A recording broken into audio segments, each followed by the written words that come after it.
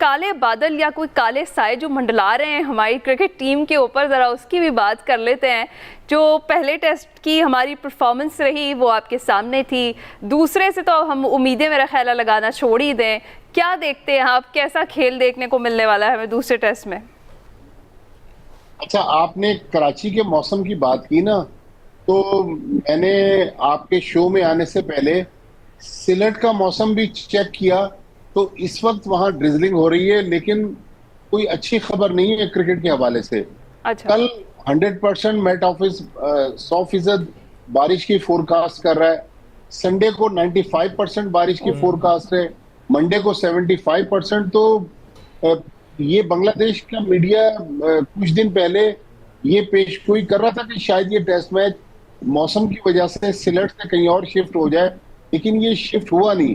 तो फिलहाल तो मेरे ख्याल में लग ऐसे रहा है कि पाकिस्तान को टेस्ट सीरीज बराबर करने के लिए बहुत मुश्किल सूरत हाल का सामना होगा, क्योंकि मौसम जो है वो खेल पर असरअंदाज होगा। लेकिन जहां तक पाकिस्तान टीम का ताल्लुक है, जो हमें इत्तलात मिल रही है कि बाबर आजम जो बाएं घुटने की इंजरी की वजह से पहला टेस्ट नहीं खेले थे, वो फिट हो गए, वो टीम में वापस आ रहे हैं। अब सवाल ये पैदा हो रहा तो था, साइम अनफिट हो गए? नहीं, साइम नहीं, साइम तो इस टीम में नहीं थे। इमामुल जी हक जी। को ड्रॉप किया जा रहा है, इमामुल हक को रेस्ट देके बाबर आजम को टीम में लाया जाएगा। जो इत्तलात है कि आजान उवैस जिन्होंने पहले टेस्ट में सेंचुरी बनाई थी, उनके साथ कप्तान शान मसूद इनिंग्स ओपन करेंगे। 3 नंबर पर अब्दुल्ला फजल आएंगे और बाबर आजम अपने ओरिजिनल चौथे नंबर पर आएंगे। फिर बॉलिंग में भी एक तब्दीली का इम्कान है। कहा यह जा रहा है कि फास्ट बॉलर शाहिन शाह अफरीदी वो ड्रॉप किए जाएंगे, वो दूसरा टेस्ट नहीं खेलेंगे। उनकी जगह खुर्रम शहजाद एक और फास्ट बॉलर हैं, उनको मौका दिया जाएगा। तो ये मुमकिन तौर पर अगर मौसम ने क्रिकेट को इजाजत दी, तो अभी तक तो यही 2 तब्दीलियां नजर आ रही हैं पाकिस्तान टीम। बिल्कुल ठीक। भट्टी साहब, ये जो हमारे खिलाड़ी हैं रिजवान, इनको भी रेस्ट करानी चाहिए? आपके ख्याल से किस किस को रेस्ट करानी चाहिए? देखिए, एकदम से उखाड़ पिछाड़ना अली, वो मेरे ख्याल में या तो आप रिजवान को लेके नहीं आते। अब रिजवान सीनियर आपके प्लेयर हैं, फॉर्मर कैप्टन रहे हैं, विकेट कीपर हमारे पास दूसरे हैं गाजी गौरी।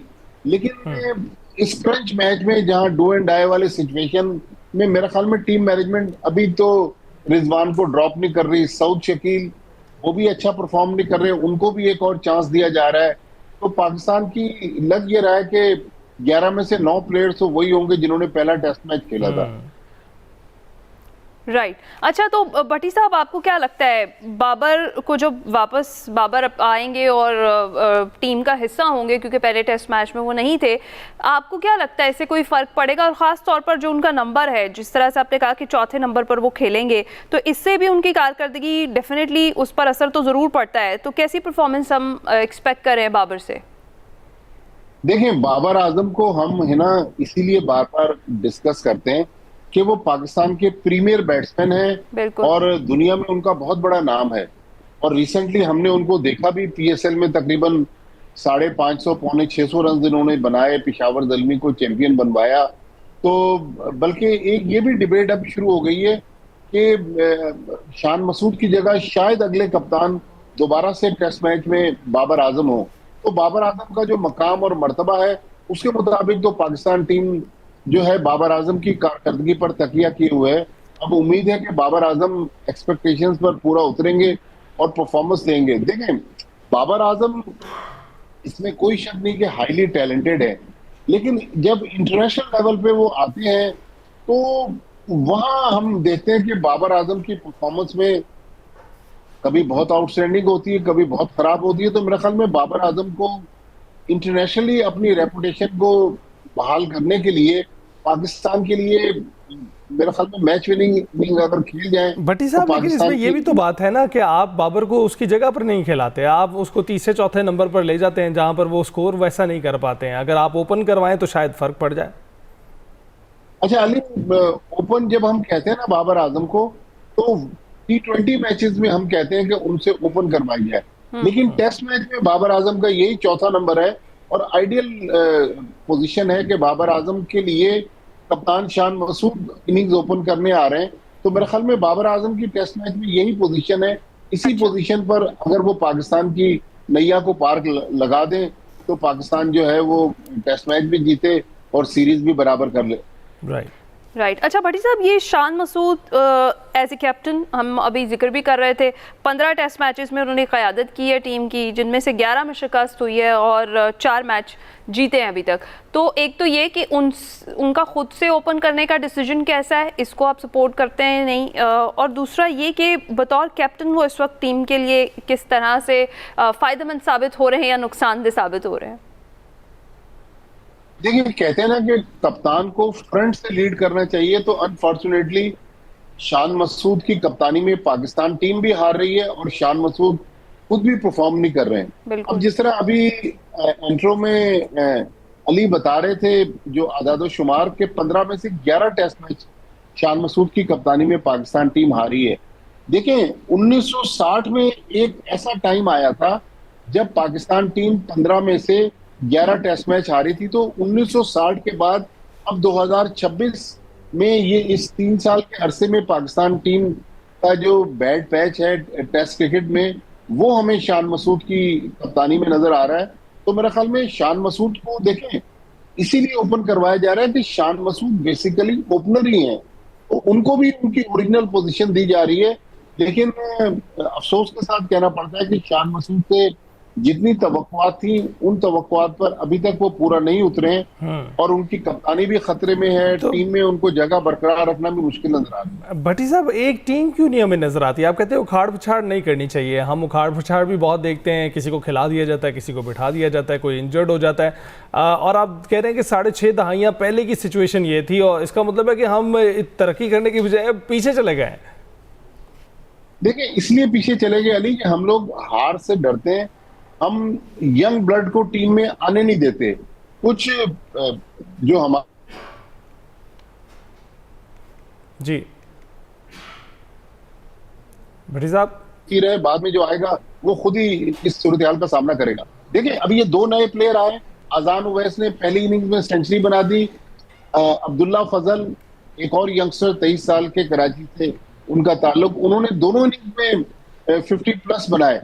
तो मेरे ख्याल में अगर हमारे सीनियर्स परफॉर्म नहीं कर रहे तो अब हमें चाहिए कि आगे बढ़े। अब बॉलिंग में भी देखें, बहुत सारी इस वक्त डिबेट चल रही है ना, तो हमारे पास अली रजा पिशावर ज़ल्मी से लास्ट टाइम खेल रहे थे, इस बार शायद मुल्तान सुल्तान्स में थे PSL में। अली रजा 150 की स्पीड से बॉलिंग करते हैं। तो भाई, अगर अली रजा हमारे पास एक बॉलर हैं जिनको हम T20 में देखते हैं कि 150 की स्पीड से बॉलिंग कर रहे हैं, तो उनको टीम के साथ रखें, उनको तैयार करें। जो लड़के, तो भट्टी साहब, ऐसे सुनने में तो यही आ रहा है कि सिलेक्टर्स जो हैं वो मजीद ये जो नया टैलेंट है उसको आजमाने के लिए ख़्वाह हैं, और जो पेसर हैं अली रजा जिनका आप जिक्र कर रहे हैं, जल्द वो दिखाई देंगे कौमी टीम की नुमाइंदगी करते हुए।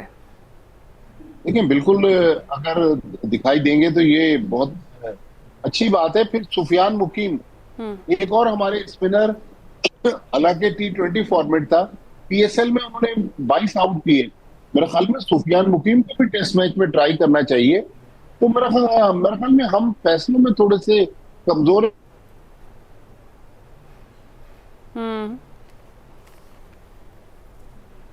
और किस टैलेंटेड जो अंडर परफॉर्म कर रहे हैं माजी के सो कॉल्ड सुपरस्टार, उनको अब खुदा हाफिज कहने का वक्त आ गया। राइट। तो भट्टी साहब, अब दूसरे टेस्ट मैच में आप क्या होता हुआ देख रहे हैं? पहले तो बारिश की आपने फोरकास्ट में बता दी, अगर मैच हो जाता है तो कौन जीतेगा? देखिए, अभी तक तो इसमें कोई शक नहीं है कि पहले टेस्ट मैच में बांग्लादेश ने पाकिस्तान को आउट क्लास किया है। लेकिन देखिए, पहले टेस्ट मैच में जो पाकिस्तान ने गलती की, टॉस जीतकर पहले हमने बॉलिंग कर ली, तो मेरे ख्याल में हम दुरुस्त फैसले करें। हम अगर, अब मुझे नहीं पता कि वहां की पिच कैसी है, लेकिन ना क्या वक्त आ गया है कि बांग्लादेश पाकिस्तान की टीम को हराने के लिए फास्ट बॉलर्स के लिए जो आइडियल पिचेस हैं वो बना रही हैं। तो हमें अपनी खामियों पर काबू पाना हमें पड़ेगा। हमारे बैट्समैनों को चाहिए कि वो स्पिनर्स में भी स्ट्रगल करते हैं, फास्ट बॉलर्स के खिलाफ भी परफॉर्म नहीं कर पाते। लेकिन ना, कितनी अफसोस की बात है कि पहले टेस्ट मैच में पाकिस्तान की टीम तकरीबन 2 सेशन के अंदर अंदर आउट हो गई। तो टेस्ट क्रिकेट ऐसे नहीं खेली जाती। Test cricket session by session खेली जाती है। तो पाकिस्तान टीम को अगर किसी प्लेयर की जरूरत नहीं है तो जबरदस्ती उसको उस फॉर्मेट पे ना खिलाएं। उसको जिस फॉर्मेट का वो प्लेयर है वहां उसको खिलाना पड़ेगा। मेरे ख्याल में मोहसिन नकवी साहब को अब वक्त आ गया कि ड्राइविंग सीट संभालें और जो लोग परफॉर्म नहीं कर रहे उनको रुखसत करें, और या रुखसत करवाने के लिए सिलेक्टर से कहें, क्योंकि अब बहुत हो गया। वो लड़के जो बार बार नाकाम रह रहे हैं और पाकिस्तान टीम में उनको चांस दिया जा रहा है, उनको अब खुदाफिज कह के नए लड़कों को मौका दें। दुरुस्त, बहुत शुक्रिया। अब्दुल माजिद भट्टी साहब हमारे साथ मौजूद थे। क्रिकेट पर हम बात कर रहे थे, अभी ब्रेक पर जाएंगे।